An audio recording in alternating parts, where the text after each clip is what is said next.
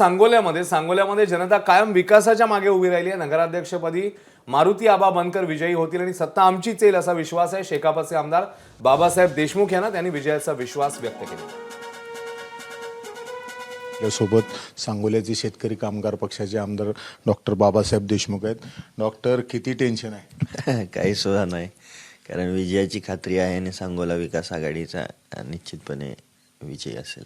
फार घासून निवडणूक झाली, लोक म्हणतात, बऱ्याचशा लोकांनी पैजा लावलेले आहेत, पण निश्चितपणे या ठिकाणी सन्माननीय देवेंद्रजी फडणवीस साहेब आणि पालकमंत्री महोदय जयकुमारजी गोरे साहेबांनी या शहरातल्या जनतेला एक विकासाचा विश्वास दिला आणि त्या विकासाच्या मुद्द्यावरती इथलं राजकारण आणि निवडणूक झाली आणि त्याच पद्धतीनं भरघोस मतदान हे सांगोला विकास आघाडीचे नगराध्यक्ष पदाचे उमेदवार सन्माननीय मारुती आबांना पडलेलं आहे आणि 11 वाजेपर्यंत एबीपी माझा, उघडा डोळे बघा नीट।